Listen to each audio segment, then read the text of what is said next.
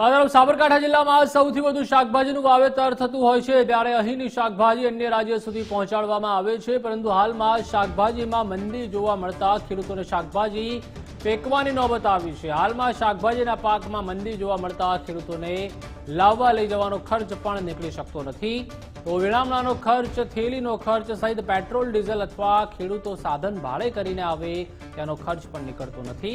એક થેલીના ફુલાવર, કોબીજ, રીંગણ, મેથી સહિત ટામેટાનો ભાવ તળિયે એટલે કે 3 થી 4 રૂપિયા થઈ જતા ખેડૂતોની હાલત કફોડી થઈ છે। તો સામે છૂટક વેપારીઓ લૂંટ પણ ચલાવી રહ્યા છે, જેના કારણે ગૃહિણીઓનું બજેટ પણ ખોરવાઈ ગયું છે। શાકભાજીના ભાવ તળિયે બેસી જતા ખેડૂતોની હાલત કફોડી બની છે, ત્યારે સરકાર શાકભાજીના ભાવ અંગે કંઈ વિચારે તેવી હાલ ખેડૂતો માંગ કરી રહ્યા છે। અમે ખેડૂત છે, અમને ભાવ મળતો નહીં। કોબી, ફુલેવર, જ્યાંથી દૂધીમાં ભાવ મળતો નહીં। 200 રૂપિયા રોજગાર લે છે અને કશું ભાવ મળતો। સવારે 5 વાગે ઉઠીએ, ભાવ ભરીએ, આવીએ 6 વાગે, તો કશું ભાવ મળતો નહીં।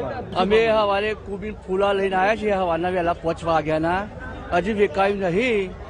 હજી કોઈ 2 રૂપિયા કે 3 રૂપિયા કોઈ માગતું નહીં, એટલે અમારા ઢોરણ નાખી દેવામાં આવશે। હા, અત્યારે ભાઈ શાક માર્કેટમાં એટલી મંદી ચાલે છે ને, કોબી કે ફુલાવર તો કોઈ લેવા તૈયાર નથી માર્કેટની અંદર। અને અત્યારે હું ટામેટા જે લઈને આવ્યો છું ને, 4 રૂપિયા ને 5 રૂપિયા કિલો વેચાય છે। વાવેતર માટે તો 1 વીઘાની અંદર ટામેટાનો ખર્ચો ગણો તો 40-50 હજાર રૂપિયા થાય છે, એના મારવાની સિસ્ટમમાં ને બધું જોવા જતો। હા, અને આ કોબીની અંદર ગણવા જતો લગભગ 25-30 હજારનું ધડું થાય છે। અત્યારે શાકભાજીના ભાવમાં વધારો જોવા મળશે। જોવા જઈએ તો ખેડૂતો એમ કહે છે કે અમે મફતના ભાવે શાકભાજી વેચીએ છીએ, જ્યારે બજારમાં આપણે ગૃહિણીઓ જે શાકભાજી ખરીદવા જાય ત્યારે એ જ શાકભાજીનો ભાવ 50-60 રૂપિયા 100 રૂપિયા સુધી પહોંચી જાય છે। તો જોવા જઈએ તો ખેડૂતો કહે છે મફતના ભાવે આપીએ છીએ અને ગૃહિણીઓના આટલો ભાવ વધારો આપવો પડે, તો વચ્ચે આટલું બધું માર્જિન કેમ? જોવા જઈએ તો ખેડૂતોને પણ યોગ્ય ભાવ મળતો નથી અને ગૃહિણીઓનું પણ બજેટ ખોરવાઈ જાય છે। આજે હિંમતનગર શાક માર્કેટના અંદર પુષ્કળ આવક હોવાથી બહુ મંદી જોવા મળી છે। 1 મહિનાથી મંદી ચાલી રહી છે। અમારી ગણતરી એવી હતી કે આ કમૂરતા ઉતરી જાય પછી જો તેજી જોવા મળશે, પણ અત્યારે હાલમાં બી એવી વિકટ પરિસ્થિતિ છે।